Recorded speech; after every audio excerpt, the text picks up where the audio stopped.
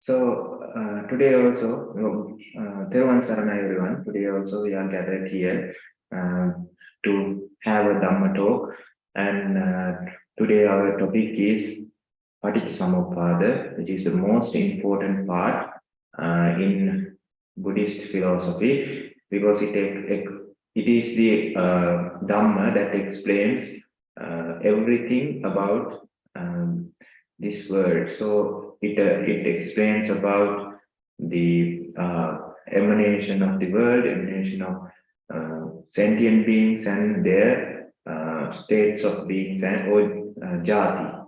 So with this Paticca Samuppada, it is said that Supreme Buddha said that if someone sees Paticca Samuppada, that person sees Dhamma. If someone sees Dhamma, then that person sees Buddha. So actually, Buddha is if you want to know who Supreme Buddha is and how he became Supreme Buddha and the enlightenment, what made him Supreme Buddha, then you have to understand this Paticca Samuppada cycle. So it is, if we put it into simple terms, the English term would be like cause and effect cycle. So we usually say a law. So it is the law of the this universe. So it is how the universe is formed, and we would be learning or understand. We try to understand how avidya, or the main reason for the emanation of this world, works in a cascade of events to create jati. So with that, we would initially want to know what avidya is, and the term avidya has 4 other explanations. That is Nicca, Sukha, Atta and Sukha. So the same meaning avidya can be also said as Nicca, Sukha, Atta, Sukha. Nicca means we already know in our discussions. We have discussed that Nicca means we think that the world can be controlled according to our expectations, but in reality, what happens is we are not able to control it according to our expectation, but most of the time or sometimes the result of the cause and effects and our expectation align together. So we get the impression that we are in control. For example, if we give an example, let's say someone is in a vehicle and in the driving seat, and there's a steering wheel, there's a brake pedal, there's a accelerator pedal and a gear stick. So this person thinks that I'm going to drive this vehicle, and he turns the vehicle on and starts driving. But the reality is those controllers are not the right ones. They are just props. So the real controllers are behind that original driver, and that controllers are controlled by another person who is looking at the same or the person in front.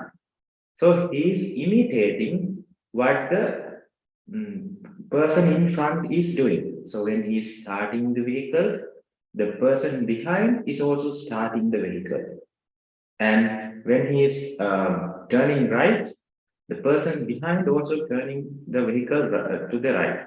So likewise, he's imitating what the person in front is doing. So as the person in front does not have any idea of what is happening, he thinks that he is in control of the vehicle. But he never was, and he never will be. Likewise, this avidya, paccaya, sankhara, Paticca Samuppada cycle is what controls this vehicle of samsara. So we think that we have the control, but it is just like the person in front thinking that he has the control of the vehicle. That's why sometimes when the person behind turns right, when we are turning left, we panic. We try to get the control of the vehicle somehow. We do various things. If someone is driving a vehicle and when there's a bend and he is turning, he's turning according to the curvature of the bend. What if the vehicle moves forward without turning?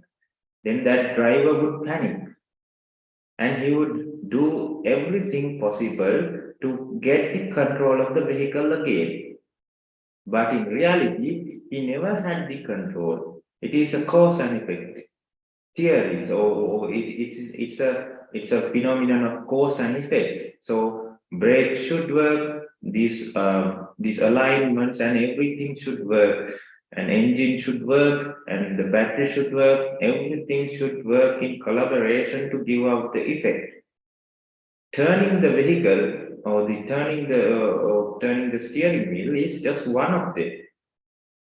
So if you think or if the person thinks that turning the vehicle gives you the control of the vehicle, and that is not a wise thing to think. So with this example, you understand, you could have a flashback on what we have discussed, and this is a summary of what Anicca means and what Anicca means. So Anicca is what the people have in their minds with avidya, but the reality is it is Anicca. So you cannot control it according to your expectations, according to your wishes, but you always have them. You have the expectations, you have the wishes, but you never can control, but you try, and that trying is there from throughout this samsara, and still we are trying to control somehow,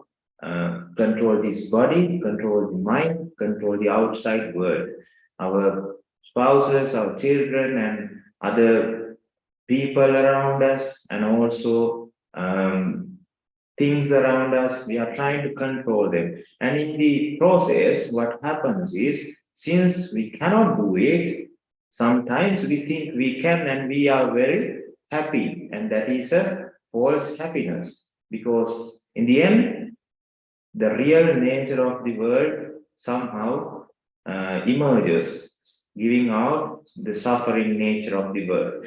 So, since because this world is anicca, then it becomes dukkha. Dukkha means it has a suffering component in it. So we call it, we can divide it into three parts as dukkha dukkha, sankhara dukkha, and viparinama dukkha. Dukkha dukkha is about vexation. So when we think that there are good, valuable things, actually the idea of nature gives us this value to other external and internal items. We give value because we think that they can be controlled according to our will, and they are worthy. So because of the value, what happens when we cannot, or when the valuable thing is not owned by us, not in our control, that is a vexatious mindset.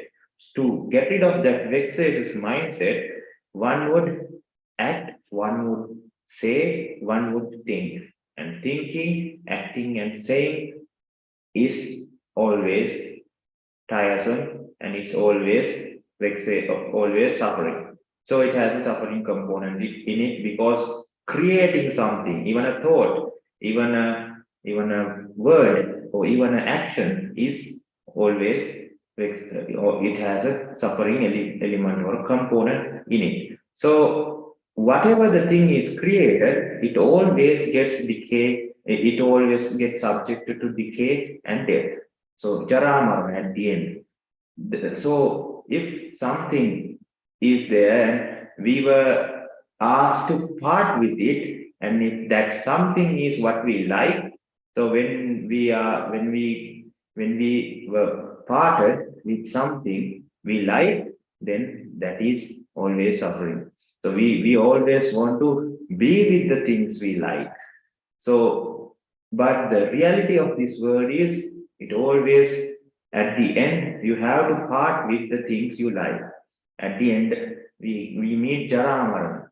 So at the end, we meet Marana, and throughout the way, we are subjected to Jara or decay. And that is not what we want, but it happens anyway. And without our control, there's a Anicca's component in that as well. So the third dukkha or suffering, we are subjected to the third type of suffering, which is viparinama dukkha. So that is the nature of the world. So there's a suffering characteristic that is there in this world. So anicca characteristic, dukkha characteristic, and then anatta. Anatta means there's this pointless nature of the world, because our journey is to get control, but you never can get control. And our journey is to find bliss, and the world is full of suffering. Three sufferings are there, and the bliss, actually, what we feel as bliss is delusional. It's a bliss where you first have to get vexatious, and then while getting rid of the vexation, you feel blissful sensation. So what you get is actually negative. So reduction of negativity towards zero, when it moving towards zero, since the suffering is becoming less, you feel the bliss. So we have understood that how a vexatious mindset is first formed, just like we have understood the explanation of the this someone knocking on the head and stroking the head to feel blissful. So that is the kind of blissfulness that we are trying to achieve, but that is pointless. That is not wise to have. So that's why we call it anatta. So the worldly beings or sentient beings think that this word is nature, sukha, and atta. Atta means it has a meaning. It has a this life has a point, or it has a worthy cause. But in reality, we are chasing after something. We are chasing after a mirage, something we cannot have. If we want to look for water, we would not be looking at a mirage, and we would not chasing after a mirage. But it is exactly what is happening with this kind of a viewpoint. So avidya is actually, when we can call it another name as atta. So view as atta. So people view this word as essential, view this word as meaningful, and they try to chase after this. And the last one is anicca, dukkha, anatta, and asubha. So final component. These four words explain the same word anicca, avidya. So avidya has these four meanings: anicca, sukha, atta, and subha. Subha means good, perceived as good. But in reality, even though we perceive things as good, that is not the case. For example, let's say we like a vehicle. So we like this brand new sports car. So we like this sports car, and we want it. So initially, when that avidya starts, what happens is we get attached to that motor vehicle right at the moment. In that moment, we get attached to it. So with the attachment, what happens? We were so fine without that thought. We were doing fine. But as soon as we saw it, our peace in our mind just went away. And now what is there? Now it is vexatious feeling. Now we want it, and we start thinking, and thought process starts. We start creating thoughts, and we would not stop there. We would start talking about it. We would start acting upon it, trying to find money, trying to save, and trying to buy that kind of a very expensive vehicle. So in that process, so we started actually the vexatious process, or we actually knock on our head so that we feel the pain. Now we have to get rid of the pain, otherwise we would be in pain for as long as this vision is there, as long as this viewpoint is there. So what we do is we try to somehow get rid of this pain. So we earn money, we save money, and we try to buy this kind of a vehicle. So as soon as it is bought, that vexatious feeling is gone, giving immense, giving a good feeling of happiness and blissfulness. That bliss is there. Not that it is not there, but it is not worthy to have bliss like that, because initially you were fine. So your fine state was compromised initially to feel this delusional, blissful feeling. So as soon as we got the vehicle, as soon as we own what we wanted, that feeling is gone, because now your mind becomes neutral. So that's what happens when you buy a new cell phone or a smartphone. In the initial days, you're very happy, and you get even seeing the new phone, brand new phone would make happy thoughts or blissful feelings in your mind. But after about 1 week, it's just a piece of plastic. You don't feel happy. So that's what happens when you achieve it, that thing is not creating happiness anymore. So to get happy again, you need that knocking on the head. You need that vexatious feeling again to be created. Say the vehicle was stolen. So you are fine with the vehicle for about 6 to 7 months now. Now you don't even care that whether it's there or not, but somehow it got stolen. And now again your vexatious mind starts to build up. And when this vexatious mindset is being treated again, say the police said that your vehicle was found and you can have the vehicle today, then that kind of a mindset would give that blissful feeling again. And you would like that. And still, after receiving it, that would be gone.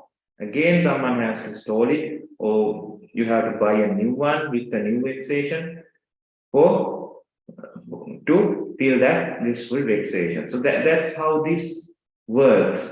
So actually, what you like, so super means you think that you perceive this thing as good, but in reality, it's a piece of metal. Say you get a block of iron and you fold it into a car. So you get sheets of iron from that block of iron and you just create a car or produce a car with it. So initially you would not get attached to the block of iron or block of metal, but you get attached to the car, which is the same metal folded in different places and created in different shapes and colors.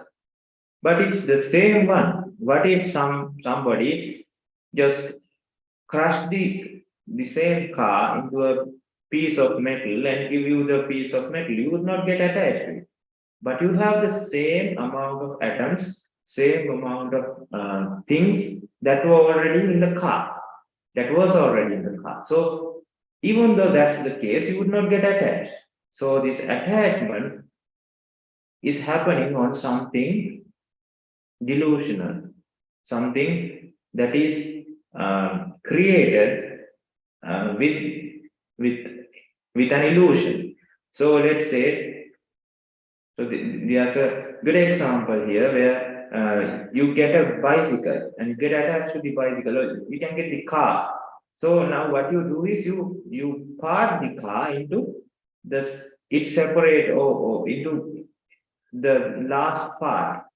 So you get the bonnet and you keep it aside. Whether you see whether you get attached to the bonnet. No, you would not. You get the seats and you keep it aside. And you get the tires and you keep it aside. You would not get attached to any of those. And you separate this car into its basic parts. And you see whether you get attached to any of these. But you would not. And then what you do is you reassemble the car, and when you assemble it again, then the attachment is there. But when you reassemble it, it's not there. So where is the attachment? In which part the attachment comes? That's how the illusion works. That's how this works. So this is how you see the word as asubha, the opposite of subha. You do not perceive it as good, but you perceive it as problematic, or you see the problem in perceiving this word as good. So with that, we would be we have a good understanding about what avidya is. So with that understanding, we would try to understand what actually this Paticca Samuppada means. So there are various kind of Paticca Samuppada, and the most important one out of this is Paticca Samuppada, starting with avidya. So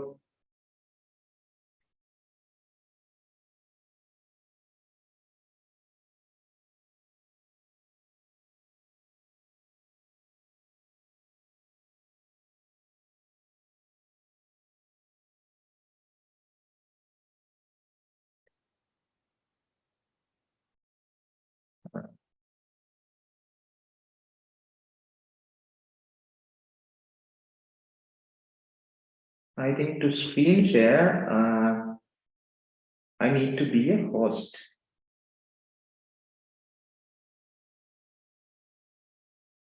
Yeah. I am host. Co-host can screen share, Yes. I'm trying to find the option, but it is not there. Whiteboard is there, but screen sharing is not. If it is a computer, it should be on the bottom. No, it's a tablet. Oh, I'm not sure. Maybe under more. Done this before, but I'll get this whiteboard. Yes, we can see it. Yes. Okay. Yeah, it goes like this: avidya, sankhara, vijnana, nama rupa, kalayatana, phassa, vedana, tanha, upadana, bhava, jati, and at the end ends up in chara, marana. So this is what this Paticca Samuppada is about. So it starts with avidya and ends up in jara, marana. So there are various kinds of Paticca Samuppada, and there are few things that you need to know about Paticca Samuppada before we try to explain each part of it. So there are a lot of jargon, there are a lot of new words when it comes to understanding Paticca Samuppada, but what we are focusing on is not the words or not the explanation and definitions of these words, but the process of how it happens. And this is the conclusion of Anicca, Dukkha, and Anatta is actually, and also Asubha, is actually comes through the understanding of this Paticca Samuppada cycle. So this proves Anicca, this proves Dukkha, Anatta, and Asubha. So these four characteristics are proven when this Paticca Samuppada is understood. And the other one is this Paticca Samuppada happens in a mind. So it's not physical, but metaphysical. So it is not happening in the physical. We can see the effects of it in the physical realm, yeah, but it is actually what we are discussing is something in the Nama world or in the metaphysical part of it. So that's an important part. So there are three parts in when we are talking about Sankhara: thoughts, then words, and acts. So for thoughts, we need the mind.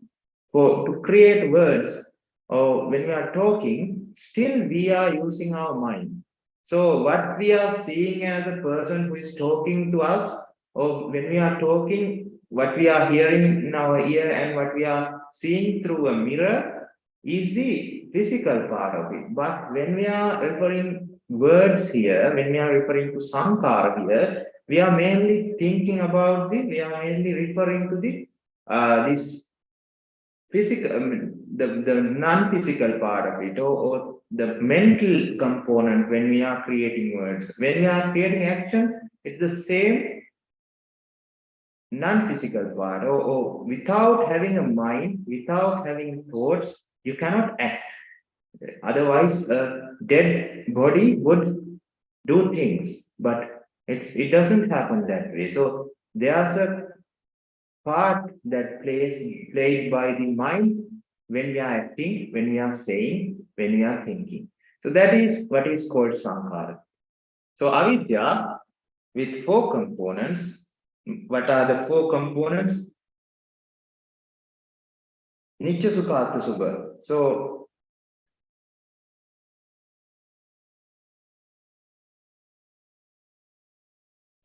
today we would be trying to understand this Paticca Samuppada about avidya, and on the next day we would focus on the Nirodha of the Paticca Samuppada as well as the Arya Paticca Samuppada. So that those are the very essential things that are needed for a Arya to become enlightened, or to get the understanding of how this word works and to get the understanding what Buddha means. So avidya, what avidya is, what the meaning of avidya, we can put it like this. So we have a basic shape of avidya when we are born. So the basic shape of avidya is like, so we have this idea, we have this need to look for things when we are born. So what we do is when we are just born, we are trying to see things with our eyes. We turn our eyes to every direction, and we are trying to find good things. So we have the viewpoint when even at the birth that there are good things in the outside world. That's why we are searching for them. So we have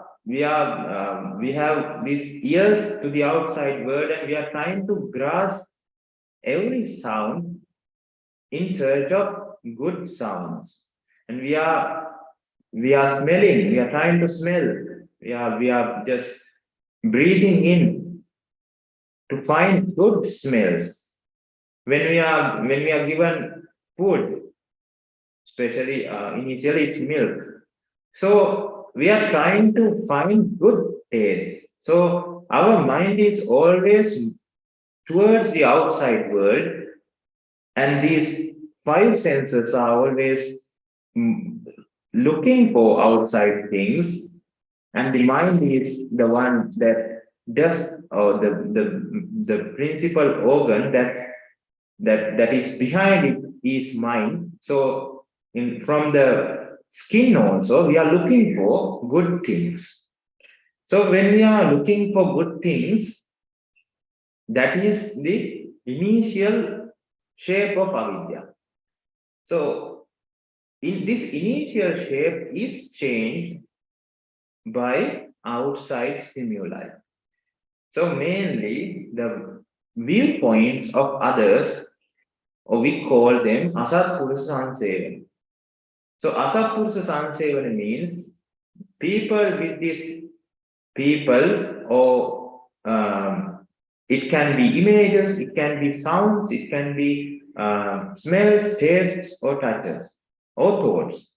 So there are thoughts, there are images, there are sounds, and so on, that helps to understand the reality of the world.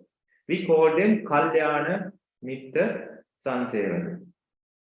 Then there are inputs that helps the development of avidya. We call them asatpurusa sansevana. So it can be a word, or it can be sounds, it can be images. Now what we are doing is, now with your speaker you are hearing sound. With the screen, with the light, you are seeing a person, but that's an image. So actually what you are receiving is, you are receiving are images and sounds. Other than that, you cannot see a person. So you cannot experience a person through your eyes. You cannot experience a person through your ears. But in your mind, you think that you are talking with a person, but in reality, what you are getting is images and sounds. So if these images and sounds helps to break avidya, then they are called kalyana mitta. If these images and sounds help to develop your avidya, we call them asatpurusa. So let's say the avidya is like a piece of clay. So it's like a piece of clay where you can change its shape according to the external stimuli. So you can change its shape according based on the external stimuli.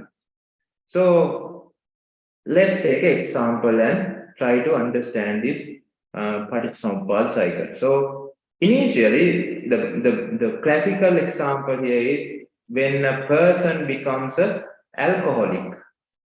So initially, the small child would not have any thoughts on alcohol. So maybe when he is at the age of 10, 12, he might not know even what alcohol is. So when the time passes, what happens? This external stimuli. So he has this view or basic structure of avidya in him.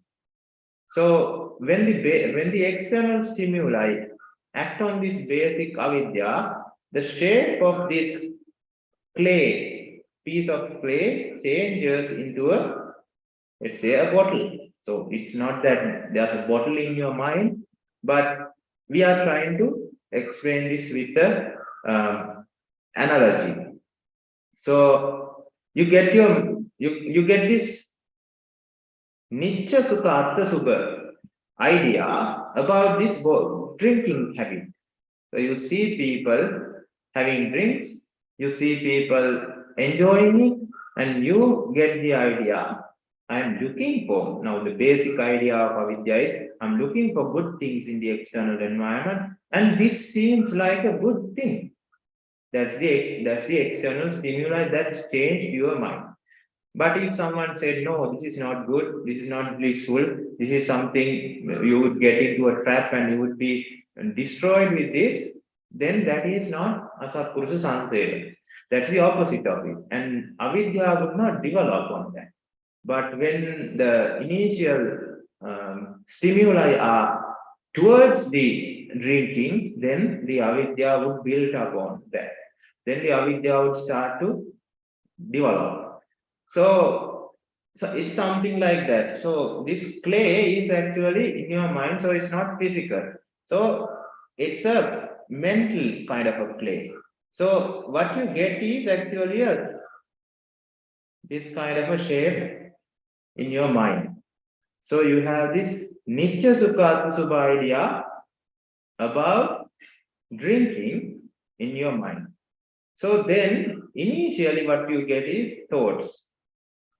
So this with that you create. So Sankhara is about creating. There are three types of creation: creation of thoughts, creation of words, and creation of action. With the shape of avidya, you are creating a mindset. Now this is the real bottle. Now this is the shape of the bottle, and you have created a mindset, drinking mindset. So you see drinking as good here. So drinking mindset is created in your mind. So action of creating is called sankhara. The shape which we are going to create is coming from avidya, and the creation itself is called vijnana. So it's actually always, if avidya patya sankhara happens, it's always a mindset that occurs. That's why even we see people talking, it's not the talking or the external movement of muscles that we are talking about. We are talking about the creation of the mindset. So with the language, when we are talking, there's a mindset that is behind the talking. What we are seeing through our eyes is moving lips. What we are hearing through our ears are sounds. But what we do not see, what is behind that, are these vijnana. So out of avidya, when the initial shape of avidya is changed by external stimuli of asatpurusha sansevana, what happens? This vijnana is created through a process of sankhara, or through a process, and that process is called sankhara. So sankhara gives rise to vijnana. So avidya pacha sankhara, sankhara pacha vijnana. So avidya cannot last alone. It always has to act. So act.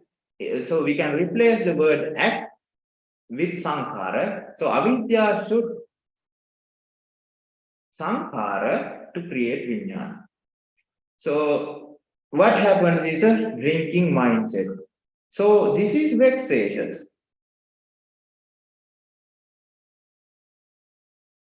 So this is vexation.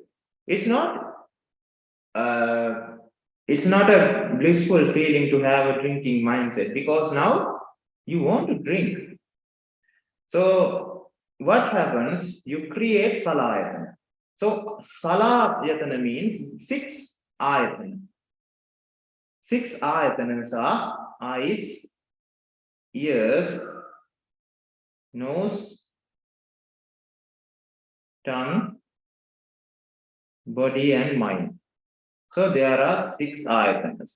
Initially, before becoming ayatana, these items are called indriya.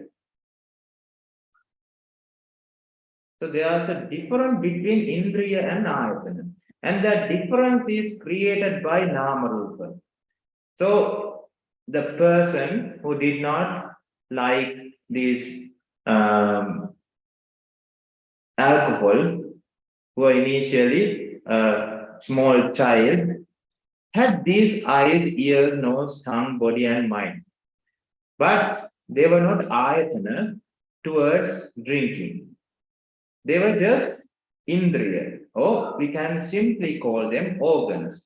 They were just organs. The difference between organs are you are just not vexatious. These items are not vexatious. Um, we would get to this with an example. So eyes are zero, ears are zero, nose is zero, tongue is zero, body is zero, and your mind is zero. So everything is zero when it is in the state of indriya. But when you have a drinking mindset, what happens is you change them into minus. So your eyes become minus, ears become minus, nose become minus, tongue become minus, body become minus, and your mind become minus. So when these items become minus, we call them ayatana. So let me explain it furthermore. So when let's say someone is let's say there's a house or a building. So when there's nothing happening in the building, we just call it a building. But what if we put a supermarket in the building? Then the building is there. We did not change the building, but the inside the building, the process is a supermarket. And we changed the supermarket into a bank. Now the building is used for financial purposes, and we call it a bank. So likewise, our mind, this vijnana, drinking mindset, through a process of nama rupa, creates these six indriya or six organs into six ayatanas, so that they can be used for the process of drinking, or that you feel blissful from the process of drinking. So initially, it was just zero about drinking, and they were called organs, and they were changed into ayatanas. So initially, what you had was just a building. Now it is changed into a supermarket. Now you can do the act of shopping in that building.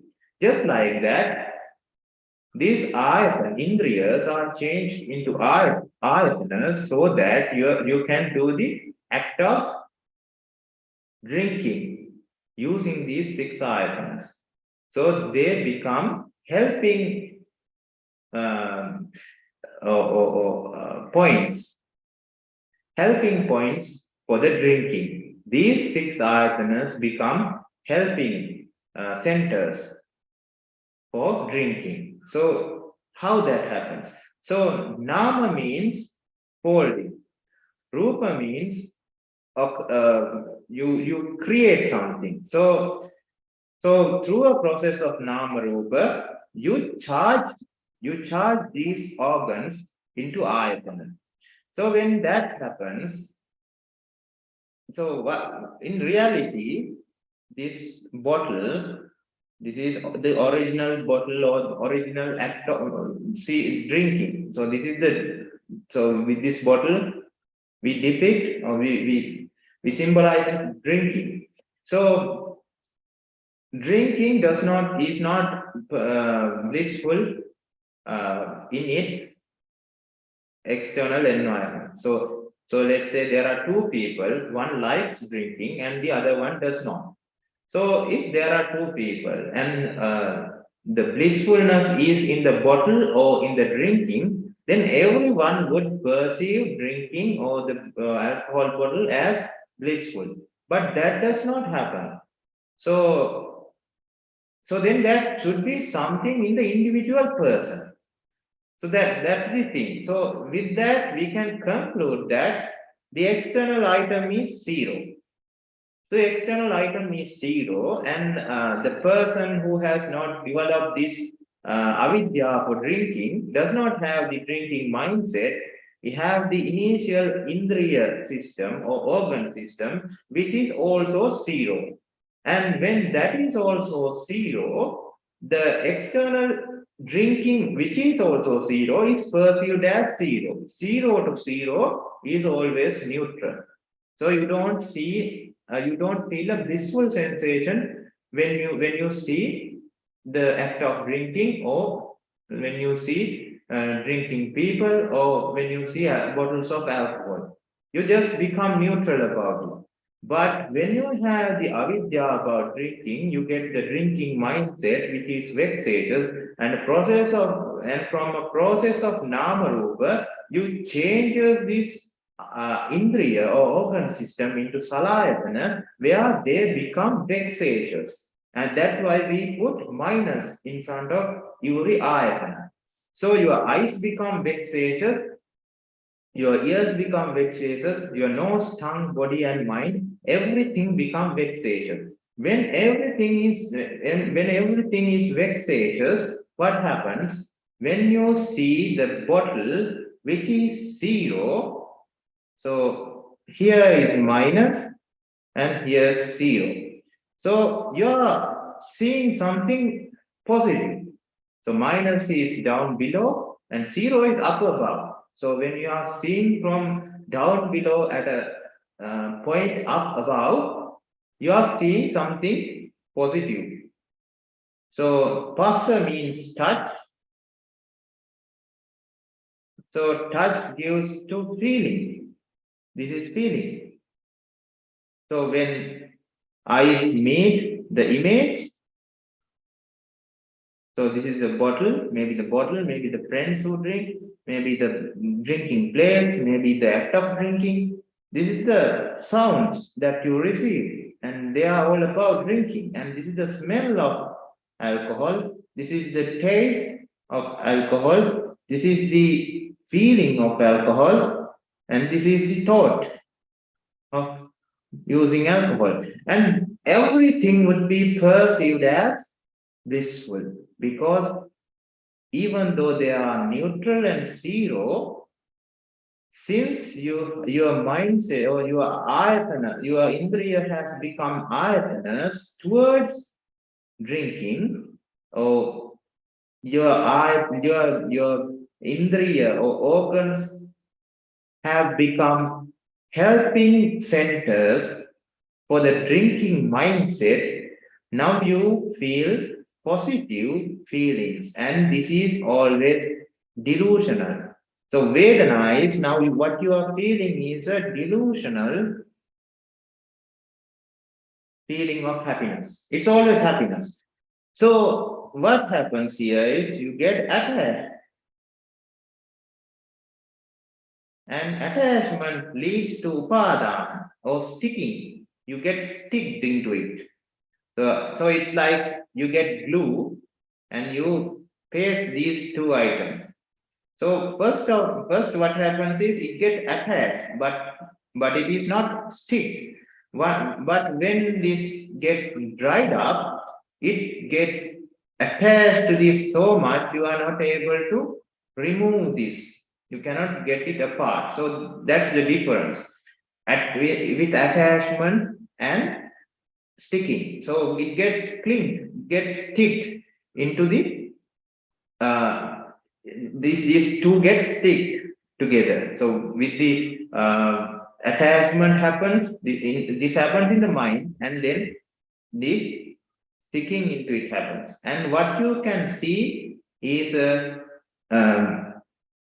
act of drinking. So it's the process of drinking that you can see. That is called bhava, the process of drinking.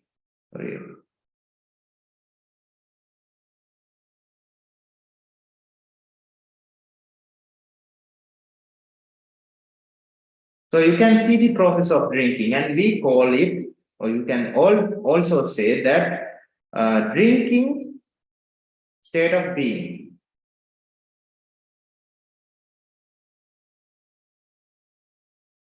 So a drinking state of being is seed, and that gives rise to a drinking jati. Or jati, the simple meaning is item.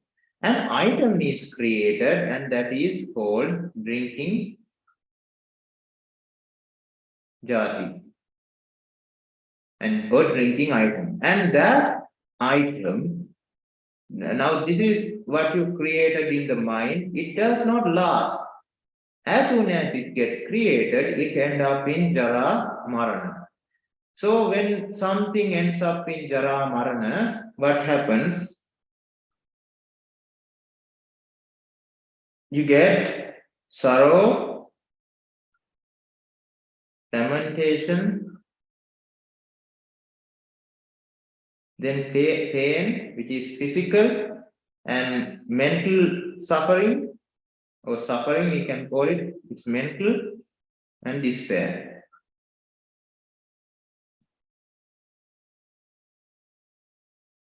So this is what happens. Soka, Parideva, Dukkha, Domanas, Upayas. So that's the Pali terms. Those are the Pali terms. So what happens is, when you get parted with the delusional, blissful feeling, initially you had the idea of Nitya Sukha, Atta Sukha. So if we get another paper,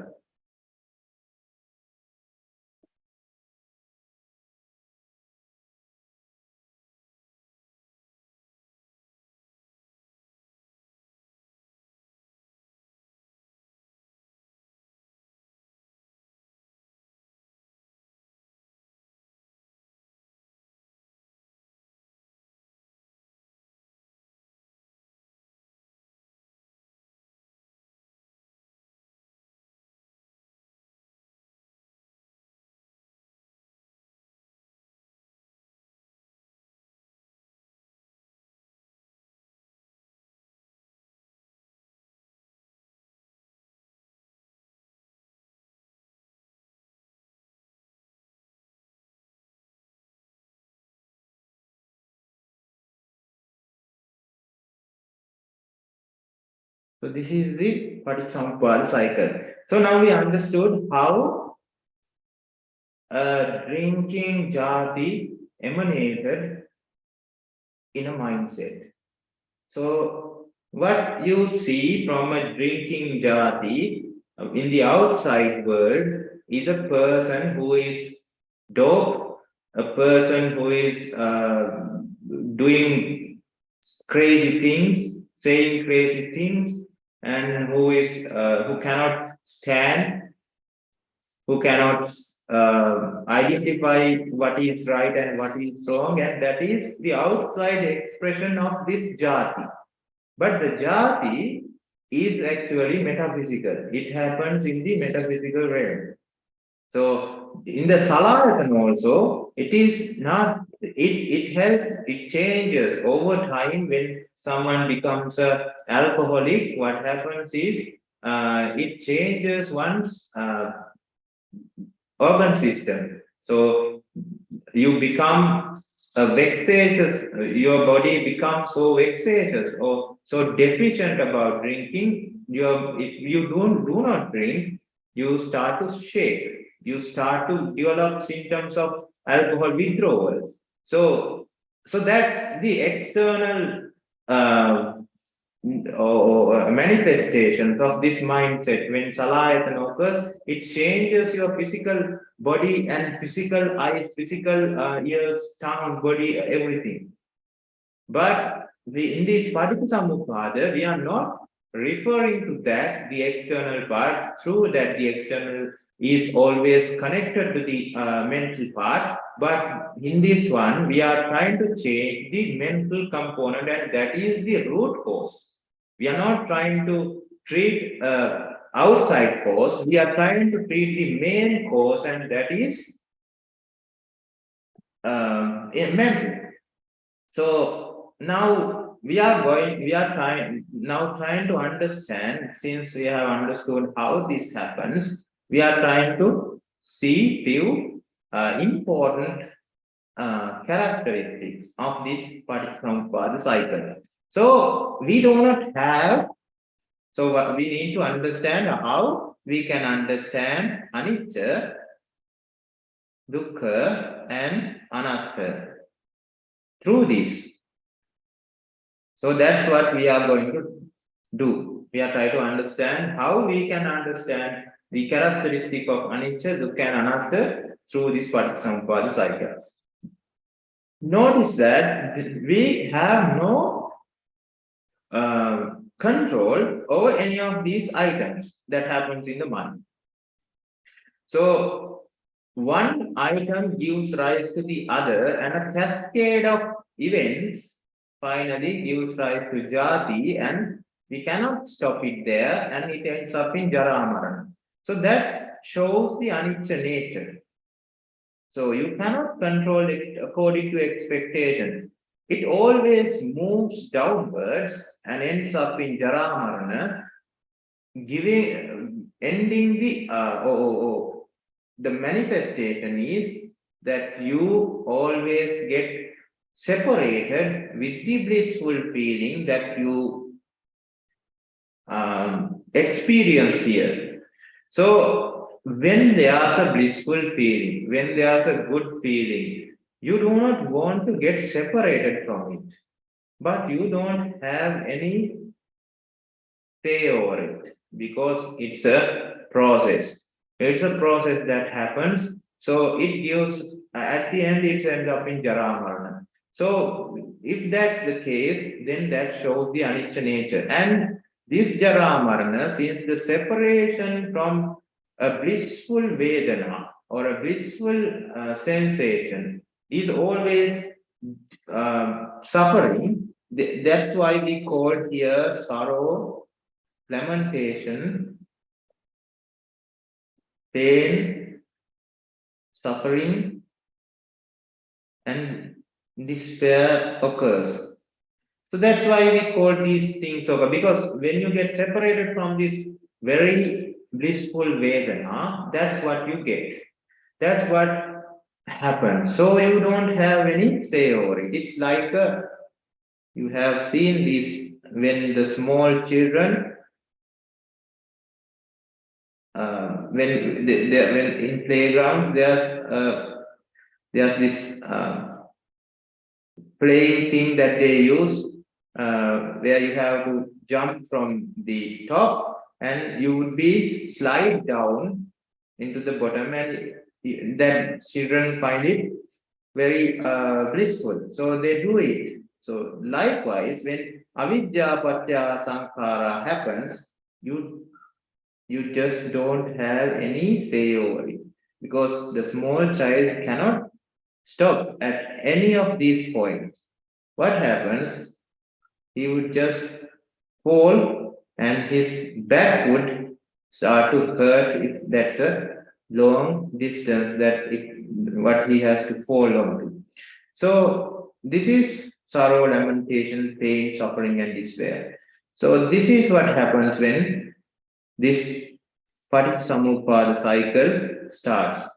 So likewise, we don't have any say over it. So that's why it is called anicca. And our idea is that another aspect of anicca is our expectation here is, so there are another 4 words, those are called nicca, sukha, atta, sukha. So if this is what you have in your mind, as Nitya Sukha Sukha, so this can be again summarized as valuable. So you think that this what you are going to start, what you are going to create here as Vijnana. So what avidya is going to create here as Vijnana is valuable and blissful. So value and bliss, they come together. So, but actually in the end, we end up with these things. And this does not get a lot of time to happen.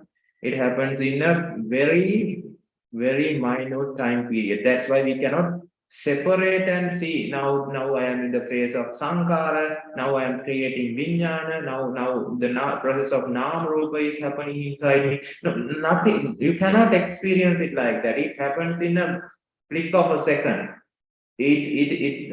Many thousands and billions and trillions of Paticca Sampada's are happening in a in a in a in a very small time period, in a second. So if that's the case, you are just seeing it through your wisdom. You are just trying to understand it with your wisdom, but you will never be able to understand it with your experience. But the experience of you would be able to understand it with your with experience of wisdom. So experience, so from the point of wisdom. So what happens is you give value. So when the value is given, your expectation is to feel bliss. But in the end, because it's anicca, because you cannot keep it or you cannot control it according to your expectation becomes you get disappointed at the end. Get disappointed. Disappointment is the end result of this cycle. So how dukkha happens? Now, so now we are going to get back to that example of drinking. So this child who is 10 years old did not have any idea what drinking is, but over time he got to know that there's a thing called drinking. There's this alcohol that is very blissful, and that is his viewpoint. And now he's fueling avidya, and he starts with sankhara. So he starts with thoughts. So initially he creates thoughts. So creation of thought causes the drinking mindset, but he has never used alcohol before. So mindset is created. Drinking mindset is created with avidya as soon as the thinking starts. As soon as the avidya starts, avidya cannot start alone. It always acts with the Sankhara. It's something like this. So you have a pattern like this. So just like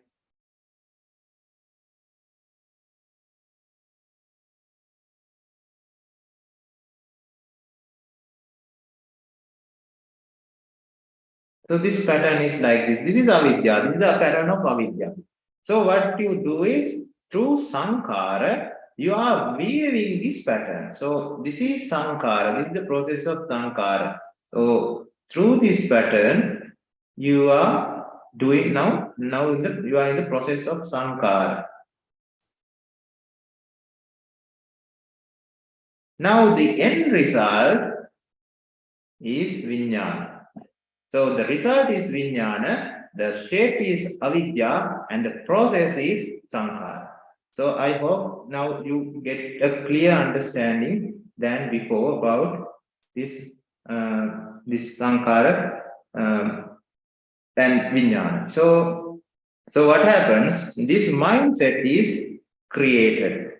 So this mindset gives rise to Salayatana, or eyes, ears, tongue, then nose, body, and mind becomes minus. So let's say minus 100. So everything becomes minus. Everything becomes minus 100. So initially minus 100 is like this, and 0 is like this. So when Phassa occurs. Phassa means touch. So when eyes touch images, when ears touch sounds, when nose touch smell, when tongue touch taste, when body touch the sensation of touch, and when the mind touch thoughts, what happens? You get the delusional blissful sensation of plus 100 because the external item is 0. Now you are sensing a plus 100, and the tanha is like then happens the attachment, then happens the sticking, and then you can see the process of drinking or this drinking state of being, and jati is created. And what happens at the end? The jati gets destroyed and jara due to jara marana. And what happens? You end up with the vexatious mindset of drinking, because you had to get separated with the so blissful plus 100 Vedana. So you get separated from the Vedana, and separation from blissful sensation is always suffering. And this suffering, just like when you get hit with a cane, you get this throbbing pain in your, let's say you are hit with a cane on your palm, and you can feel this throbbing pain that comes and goes, is a on and off pain that comes with the hit.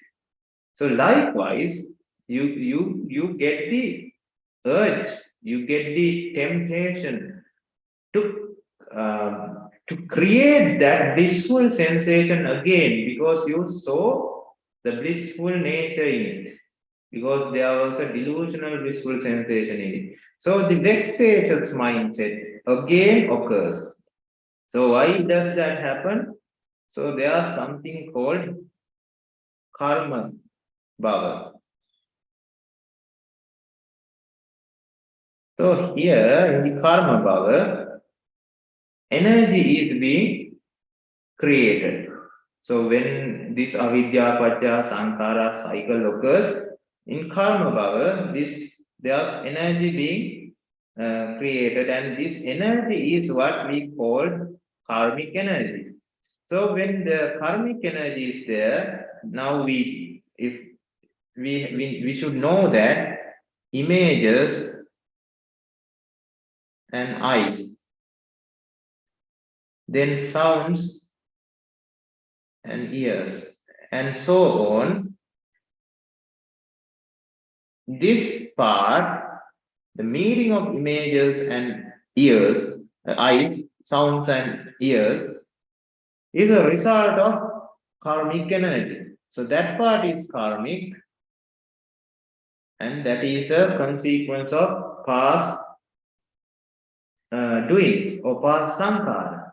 And now, based on this, starting avidya, paticca, sankhara, these act as kalyana mitta inputs as well as asapurusha inputs.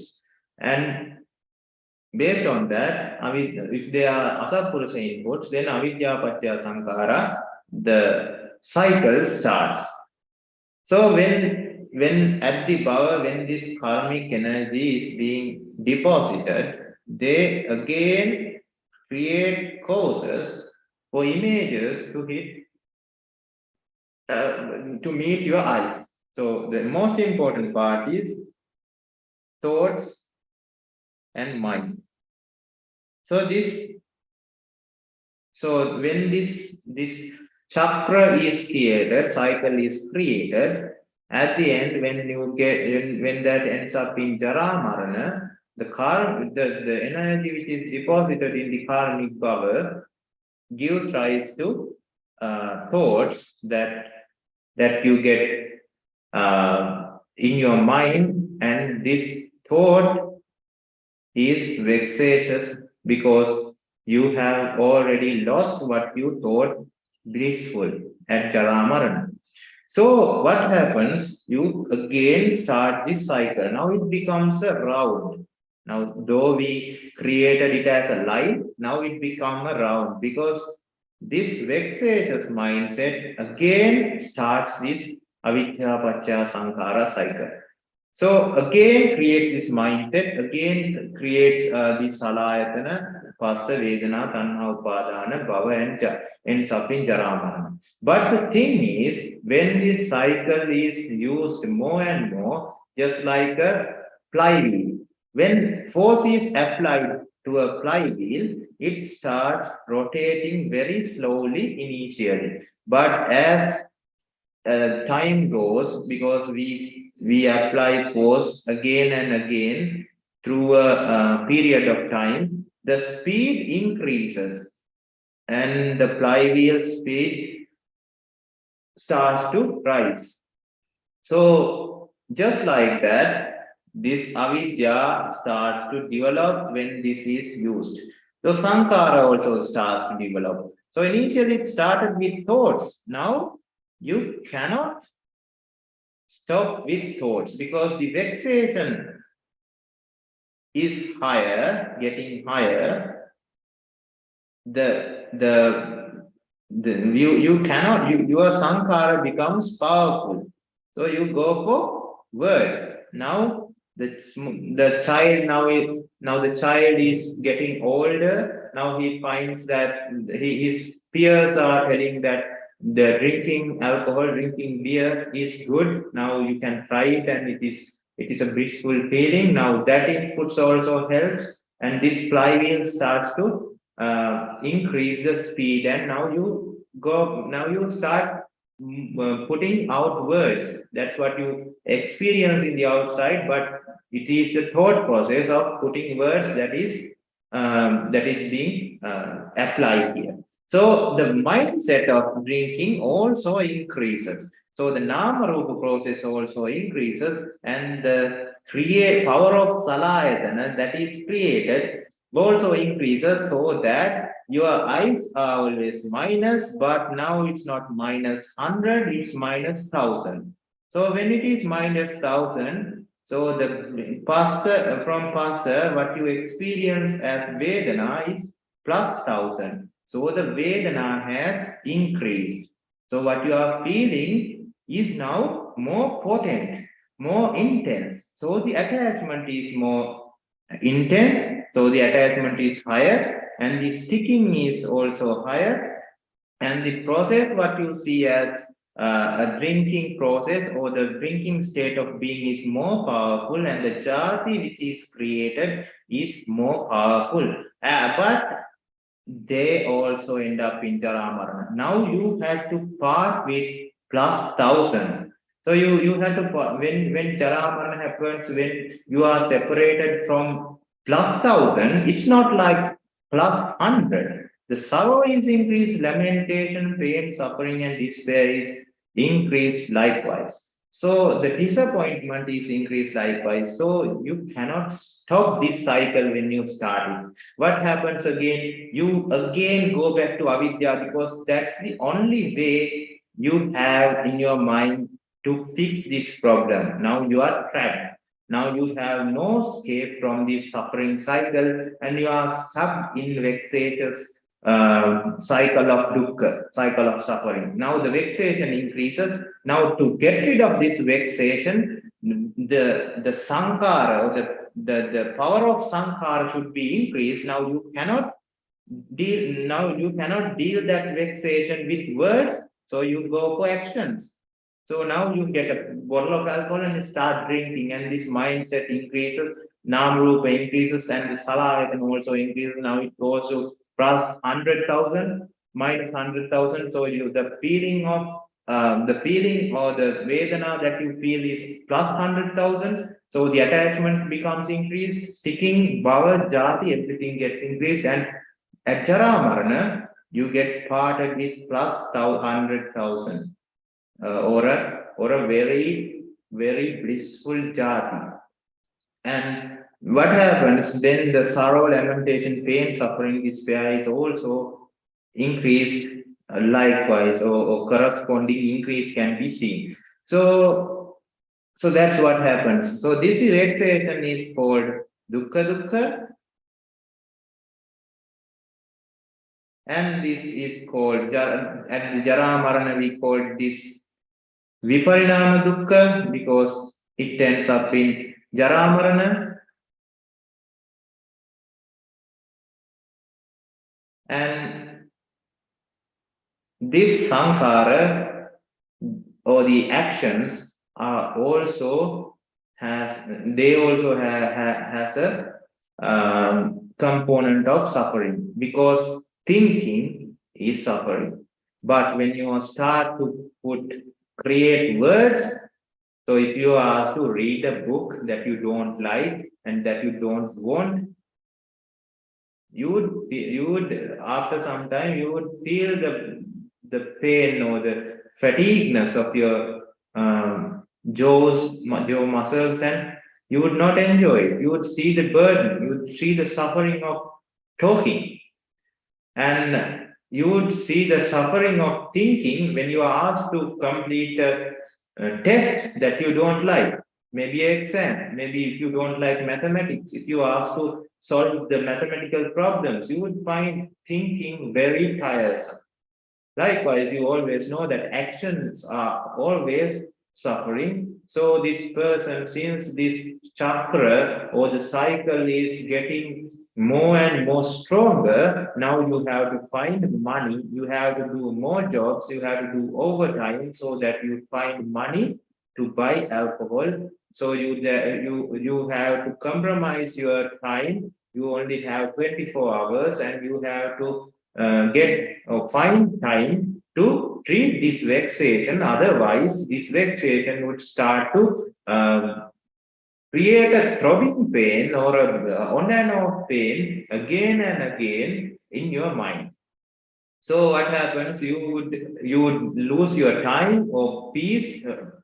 Time, the free time, you would lose your free time, you would lose your money, so you would have to do more work, and that whole scenario or that whole story is suffering. So there's a sankhara dukkha.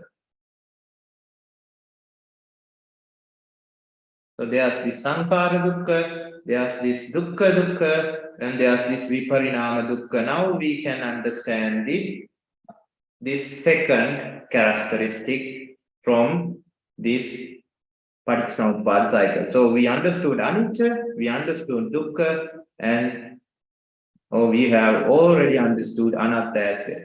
Because if now we know that we have understood that if someone is trying to feel blissful, the only way to feel blissful is first get vexatious about something, just like knocking your own head on a wall, and now you feel very painful, and now you can stroke your head so that you feel blissful. And that is exactly what happened through this Paticca Samuppada. So your indriya or organ system was quite normal, but through this process of Paticca Samuppada, you created a vexatious mindset, and that created this vexatious organ system. We call them ayatana, salayatana, because we have 6 of them, and the salayatana gave the blissful delusional feeling, and you are happy because you felt blissfulness. But initially, the process that you had to went through to get there is not something meaningful. It's a pointless process. So that's what you have to understand. So this is what it is called anatta. It's pointless and essenceless.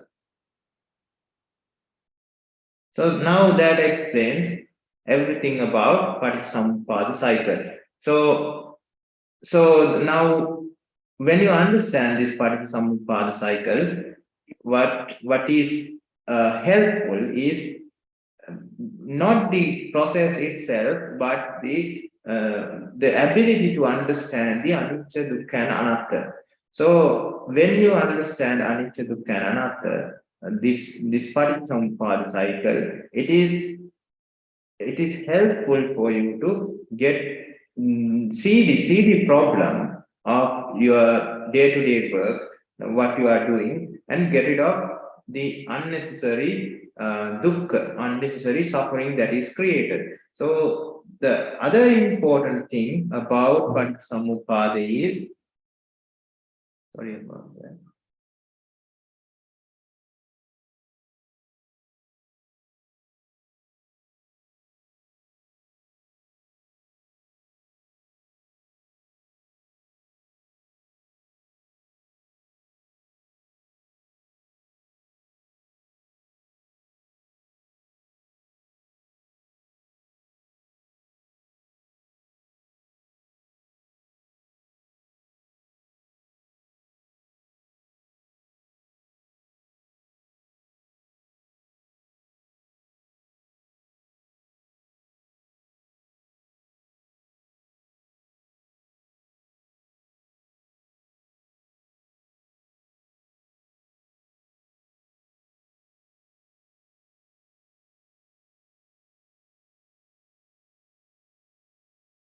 So now we know the, I think we did a session on Jara Marana, where we get this, got this oil lamp as an example, how the flame occurs, and this flame was compared with our life, and this oil, and there's a wick here, and this wick is compared to our body, and this oil is compared to karmic energy, and this is compared to, or the flame is compared to our life, and the oxygen and the oxygen or the outside component that is needed is compared to food and water.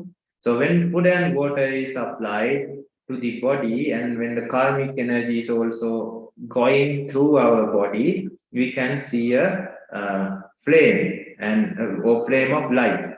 So the reaction which is happening in our in this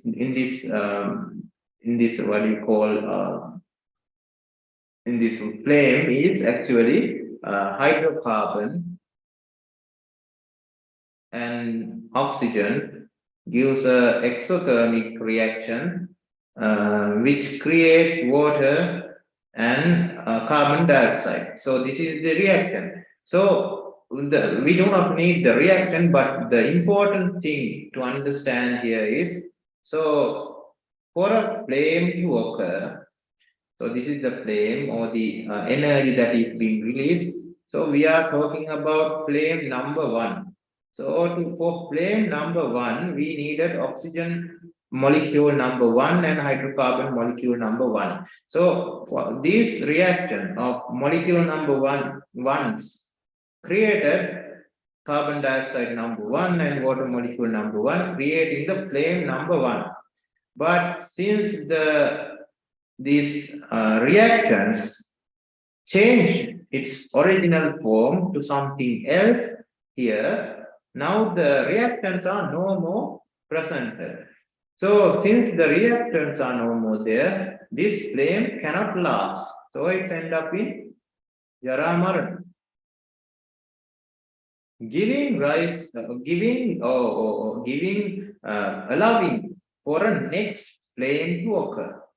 So there's a concentration gradient that is happening for oxygen. So through the concentration gradient, oxygen number 2 is coming, and through the concentration gradient, next hydrocarbon atom is moving towards the end. And since there's energy, or since there's this exothermic power, or the heat energy there, this reaction again occurs, creating the flame number 2, and this goes on as flame number 3, 4, and this is something you have to understand with your wisdom. So likewise, when this happens, what we saw is just like this example, a drinking jati number one. So number one just just died at Arana, and since that deficiency is there. So here there was a deficiency. That's why oxygen came. That's why hydrocarbon came. When if the organ or the process is intact, just like this, here the process is intact. If the process is intact, vexation, or here we can call it again another name, deficiency. So when the deficiency is there, again this cycle starts and drinking jati number 2 occurs. So this occurs repeatedly and these cycles continue and it gets stronger and stronger until you are satisfied. When you are satisfied, vexation is treated temporary, but drinking deficiency for drinking, it starts to build up with every minute. So 1 minute of drinking deficiency adds up to the another, and another minute adds up, and this gives rise to a 1 hour of drinking deficiency, and that eventually builds up the vexation again, and you would again get trapped in this cycle until the vexation is treated. So this is not a blissful cycle. This is a trap, and that is why most of the people become alcoholics at the end, because your salayatana, we saw that these are things that occurs in your mind.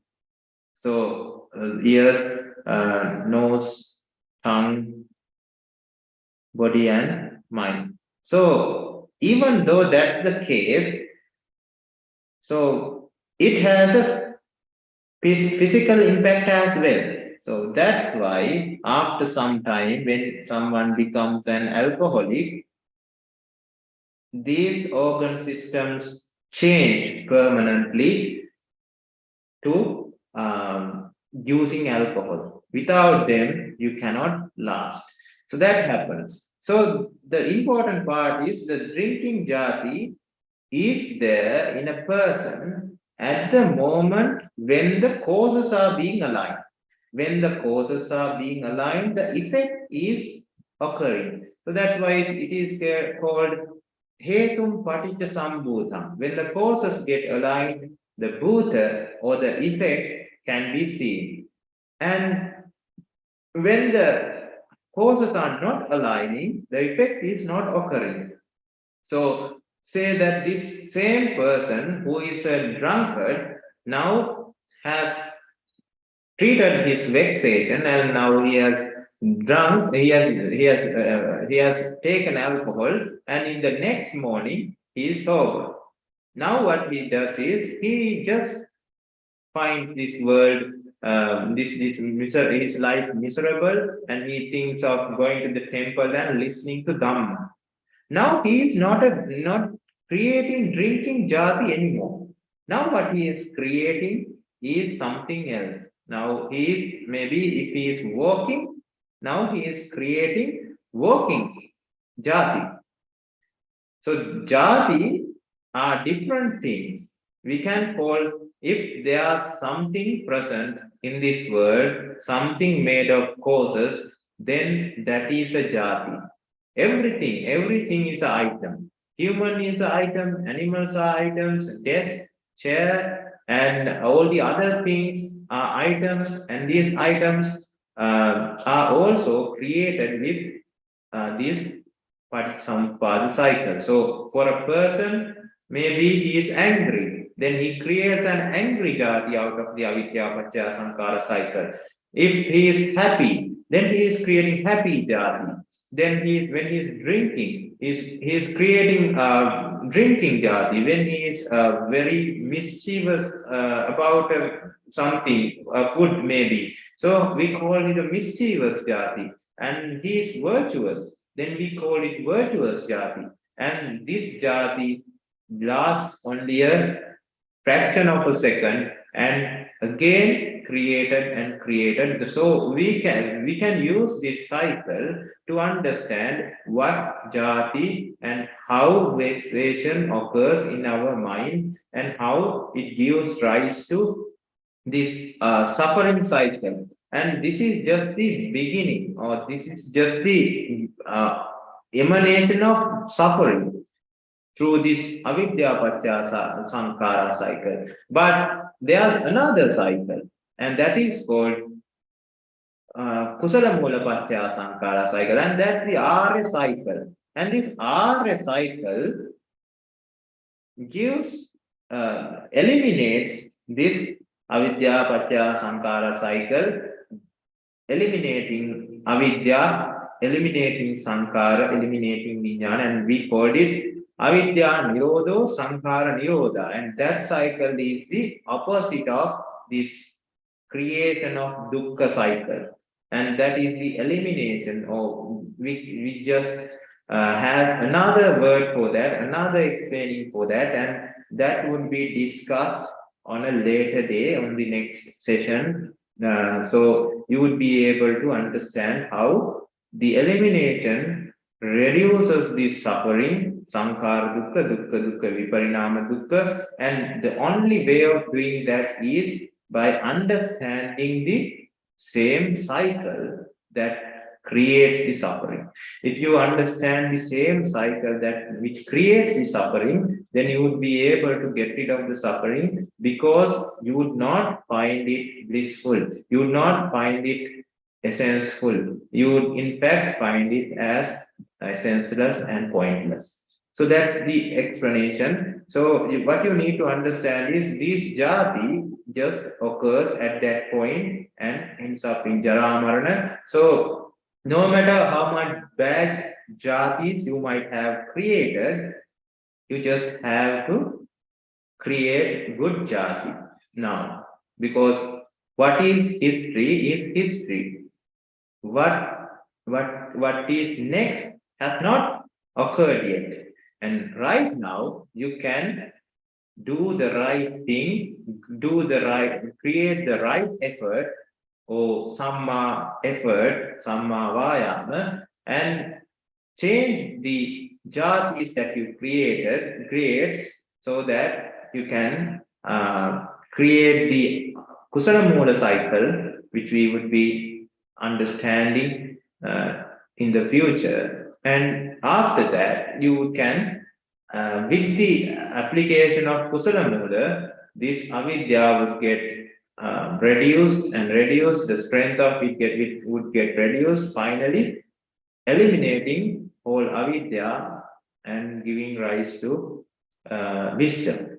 So there's another important point that you need to understand is your wisdom, when it develops, this avidya cycle is eliminated. So you does not have any say over it. You cannot, even though you clench your teeth and try to practice it, it is just like the explanation we had last week. It's just like how you have to manipulate the system. When you know the system, you can manipulate it. But if you try to do it in a wrong way, it's just like swimming against a water current. So when you are swimming against a water current, it would not do any good. It would not do any benefit, because you would get fatigued and you would get lost, or you would lose the game. But if you know the mechanism, you know how to manipulate it. And then through the manipulation, you would be able to get rid of this suffering cycle of samsara.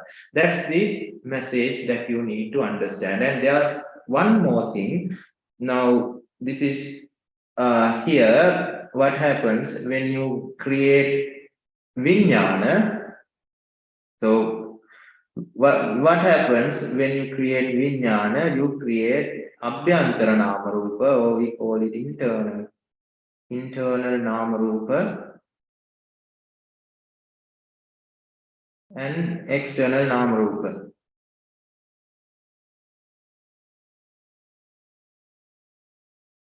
So when internal and external nama rupa are created, we again it creates internal salayatana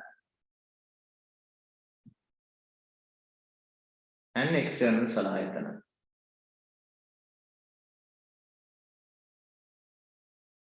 And actually the pasta happens, or the touch happens between this external and internal salayatana. Now, this is a very important part that you need to remember. So here is an image, and here's your eye. So when this comes to your eye, this image, the physical image, does not get into your mind.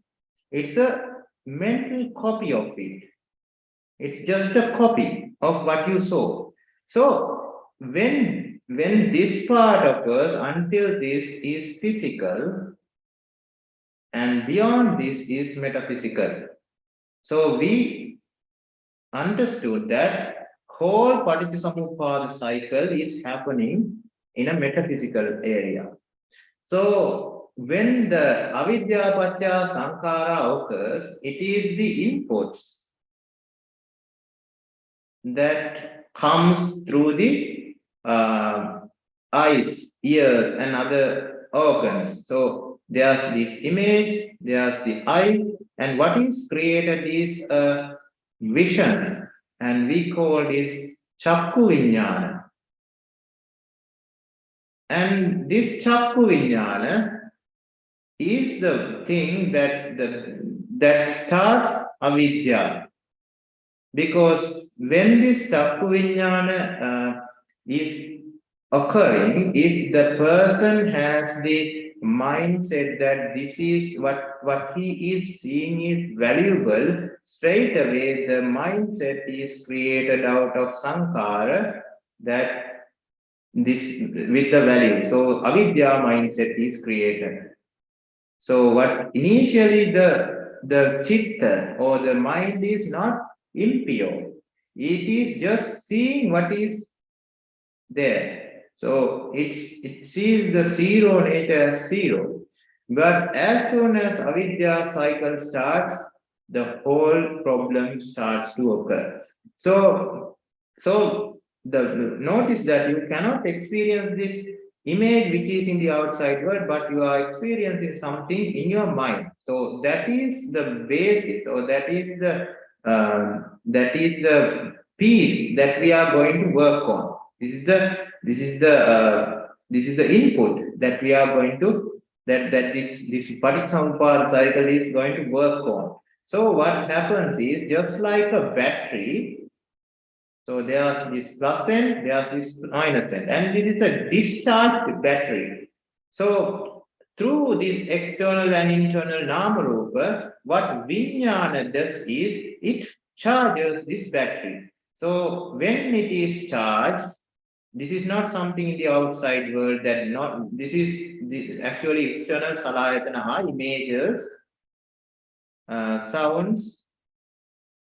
And then again we have smells, taste, and touch and thoughts. So you know what internal salayatana means. They are the internal organs. So through an external nama rupa process, these external salayatana are created, and these are not the external physical item, but the mentally created, the image of the mental image, mental sound image, or we can call it pattern, image pattern, sound pattern, smell pattern, taste pattern, and touch pattern, and thought pattern that is created in the mind, that is grasped by the mind as chakku vijnana, sota vijnana, gana vijnana, jihva vijnana, kaya vijnana, and mano vijnana. Those are consciousnesses about these external items. So now these external organs also change into external salayatana at the mind, just like what is happening in a battery.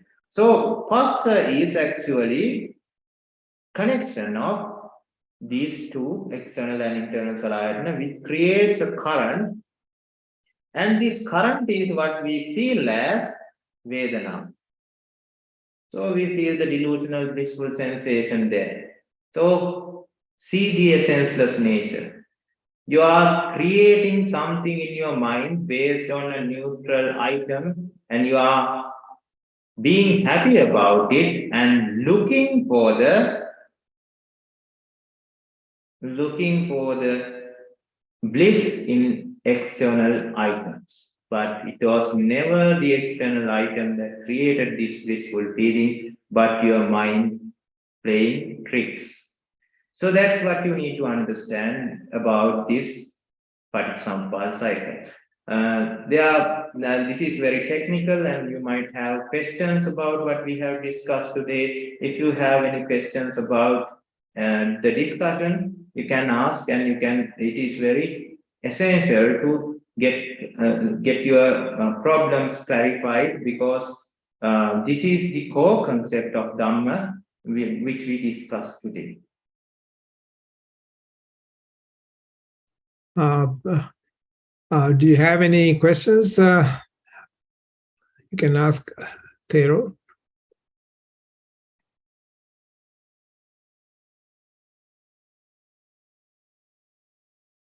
Since nobody has any questions, I have a question. So is it possible to explain, please, internal and external Nama Rupa? Yeah, now Nama Rupa is actually a process happening in the mind. So we have this Vijnana. Now Vijnana is the mindset.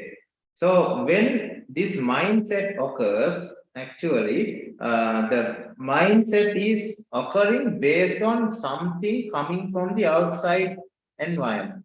So we see that when the eyes meet images, that's what starts this cycle. So we call it Avidya Paticca Samuppada, and this is the Paticca Samuppada that we did not discuss yet. And what happens when eyes meet images, then out of karmic energy? This part happens because of karmic energy, or sounds can meet your ears, and so on. These 6 items can meet the external 6 items, and that creates a now let's take this as an example, and when this happens, what is being created is a chakku vijnana.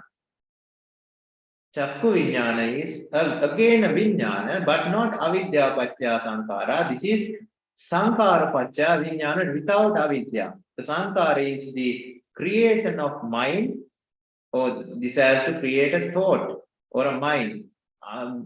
Through the creation of through the creation of sankhara, there's a chakku vijnana forming. And because of this chakku vijnana, your vijnana paccaya, there comes nama. And through nama, it goes 6 organ. 6th organ is called chattayatana. So 6th organ is mind. So this mind, which is not charged, 0, and after pasta gets the Vedana of this image. So it is seeing the image. And Vedana, there's no tanha, because there's not, it is just 0. So no blissful sensation, so no attachment, no delusional bliss, no attachment, so no attachment, no padana. Then you see the process, there comes the process of seeing, and we call it bhava. And this bhava gives rise to jati, or seeing item. Now jati is an item, and what is emanated here is a person who is seeing. a person who is seeing is emanating. Now, based on this, again, now when we have this avidya inputs in us, based on the input that we got, this avidya paccaya sankhara cycle starts. So it is the same image, the mental image, that is becoming an input to start avidya paccaya sankhara, because you have to give value to something to start the to create a mindset. The drinking mindset here, the drinking mindset was started when after he seeing a bottle of alcohol or something. So that's the chakku vijnana here. But initially it was seen as the bottle. But as soon as the sight occurs, avidya came into the picture, and with the value got attached to the item. So this happens very fast. So that's why we cannot separate these Paticca Samuppada. It's only the process that we can identify. So the mindset is created, and the mindset is called Vijnana. Now this Vijnana is not Chakku Vijnana, but Avidya Vijnana. So this Avidya Vijnana, now we have this image in ourselves, because it has taken already into the mind. So through a process of nama rupa, internal and external salayatana are made. So this is not the external item, or here, the external item which is here, but the item in our mind. So the item is just like the example that we explained. So when something is charging, not that when the electrons from positive end to negative end is moving, you get a voltage or a deficiency, and this deficiency is what is created. And it is not that you are seeing this image again. It is these two that gives rise to the Vedana. So that is why it is called, in another aspect, it is called Mano Manayatana. So if I explained it very quickly, so there's something called Chitta, Mano, Manasam, Adayam. I think we haven't discussed this before. Adayam, then Pannaram, Mano, Manayatana.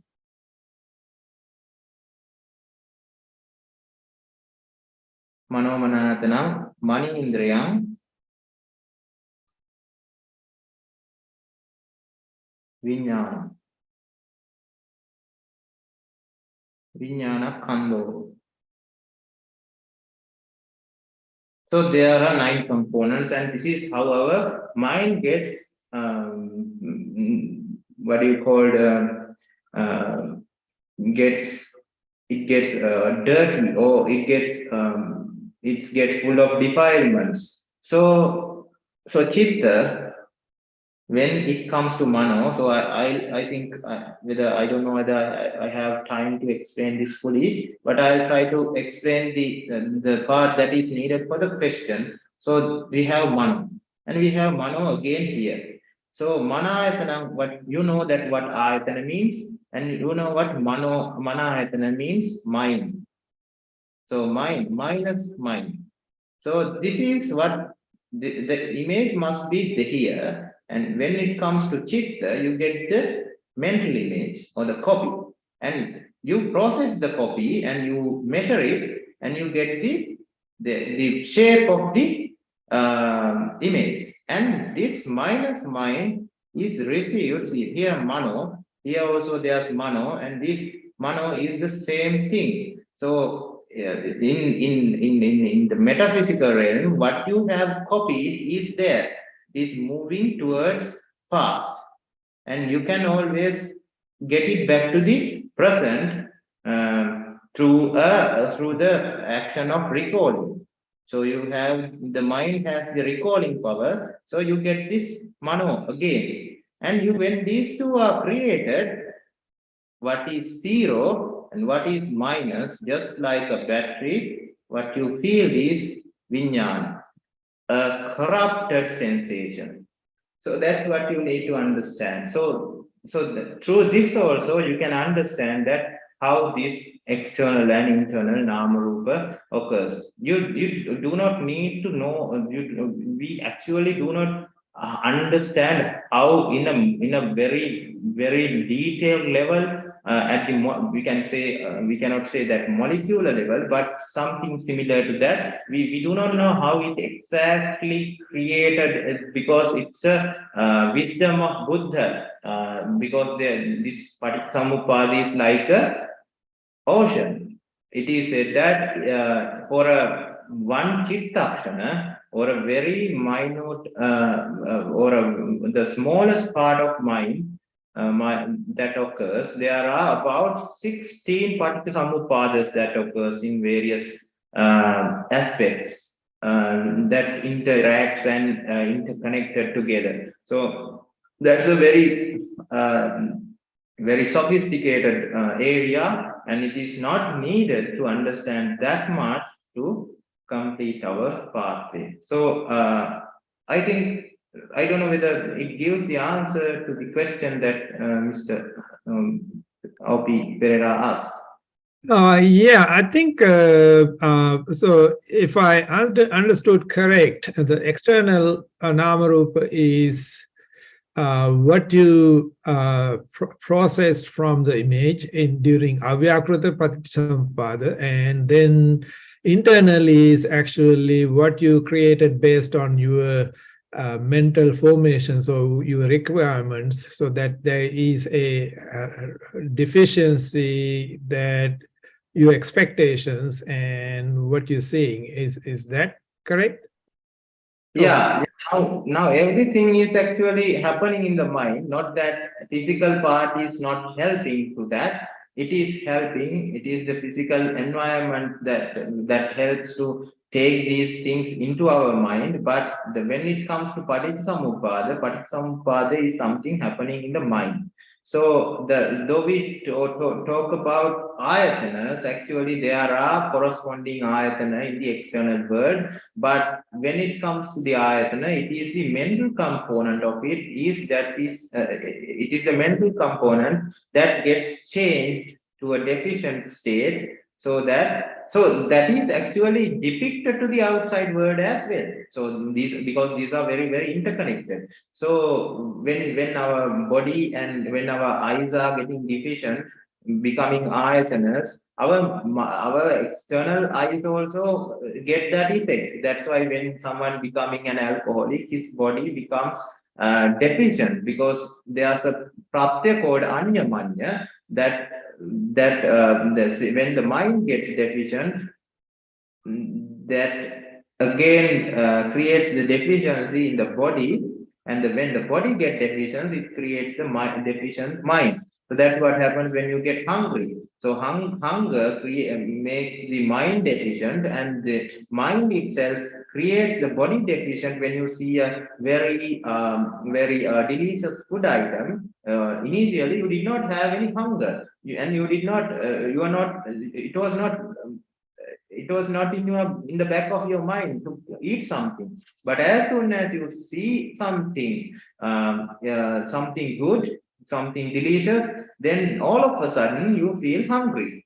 And it happens the other way around as well. If you feel hungry, then as soon as you started feeling hungry, then the mindset also becomes vexatious, and you feel the deficiency in the mind as well.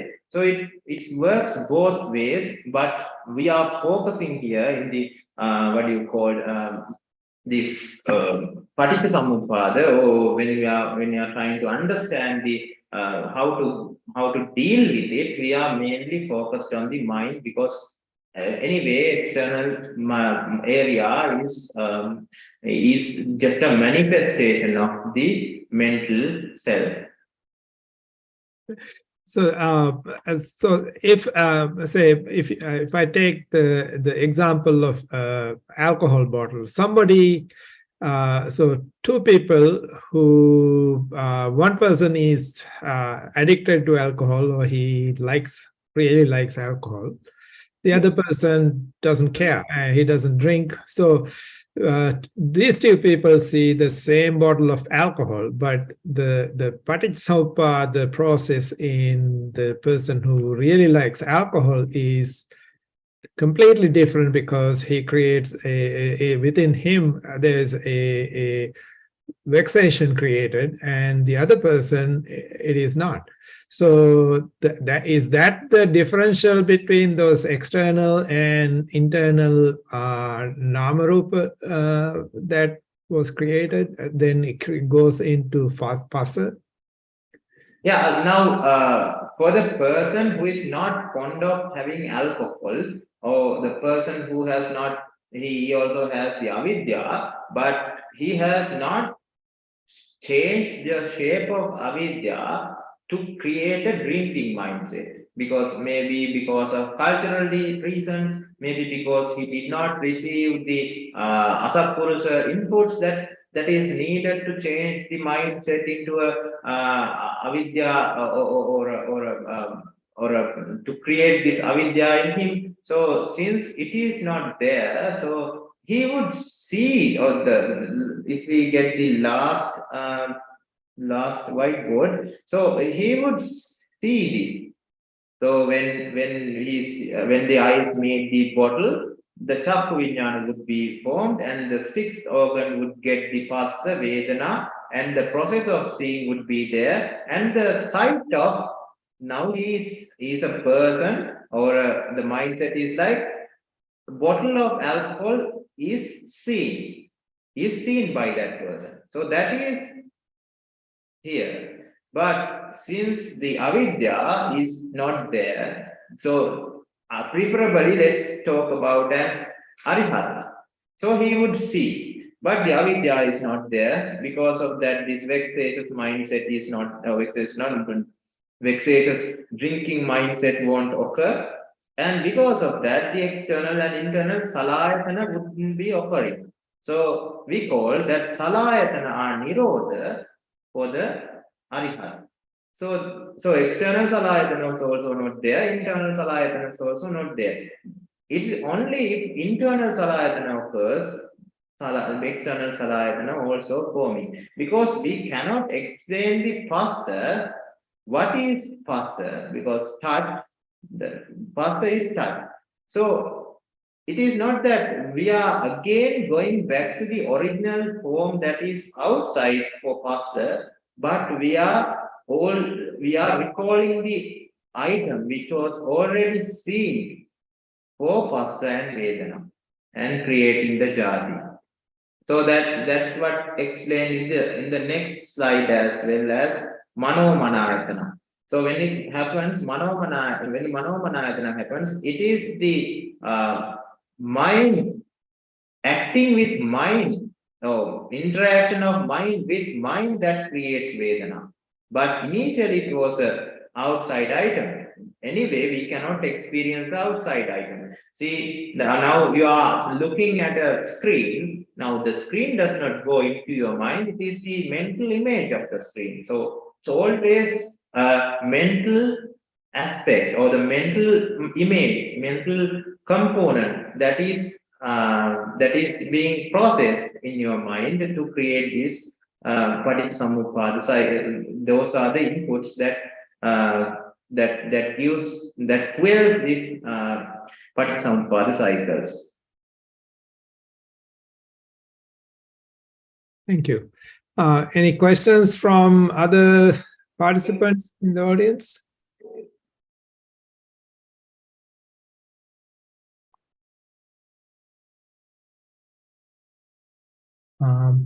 In the absence of any more questions, maybe we can discuss next time a little bit further. Maybe start with the discussion to ask questions or other concerns they have. And I think we have spent 2 hours. Maybe it is time to transfer the merits and call it a day. Yes, yes. So we discussed today about the most important. Swaminwansa, is it possible to stop screen share? Yes.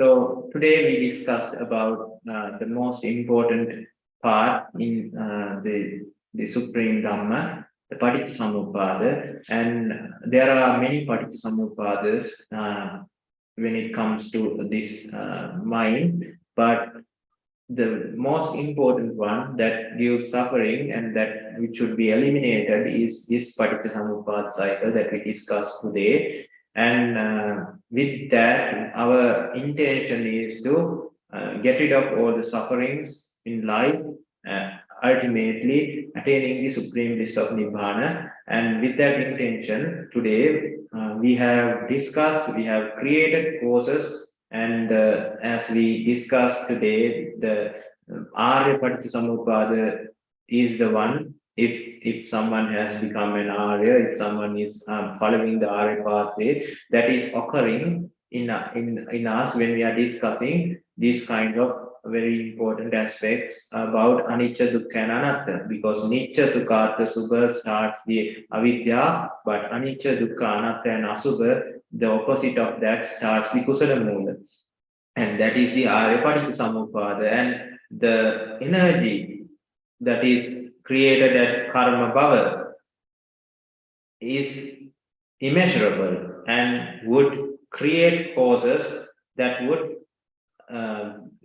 complete our Arya journey, that would remove all the hindrances in the Arya journey, preferably all the obstacles, hindrances, and problems that would cover up the Nibbana pathway. And with this immeasurable meritorious power, everyone who gathered here today, everyone who discussed or listened to this Paticca Samuppada discussion may get the background to understand the essence of Dhamma, to complete the Arya pathway, getting rid of all the hindrances, obstacles, and problems that might have covered the Arya pathway, ultimately attaining the supreme bliss of Nibbana. Accept this blessing with the sadhana.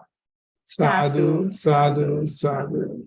And let us remind all the people, all these sentient beings that we might have met along this samsaric journey, especially all the deceased relations in this samsaric journey, wherever they are in this universe, let us remind them. And also the people or the sentient beings who helped us throughout this samsaric journey, especially teachers, especially parents who helped us during this samsaric journey, who are around us, helping, showing the right path, showing what is right and what is wrong when we are lost in world, and people who gave us jobs, people who are around us like our spouses, children, and relations, neighbors, and all the people who helped us to construct our houses, our workplaces, and etc. And in that sense, let us remind all the people that helped us, and also the people who are hurted by us because of avidya, because of gratifications, because of our malicious mindsets. We might have hurted, killed, and also stolen other people's stuff, have had unethical relationships, and also we might have lied, standard. We might have used harsh words on others. We might have used meaningless words on others. We might have become we might have become malicious. We might have become mischievous, and we might have had wrong and distorted views about the world.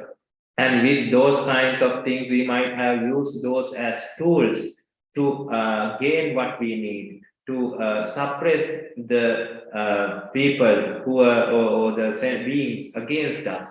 With that, we might have done various unethical deeds towards others, creating or harming and hurting others. So let us remind all of the sentient beings that were harmed and hurted by us.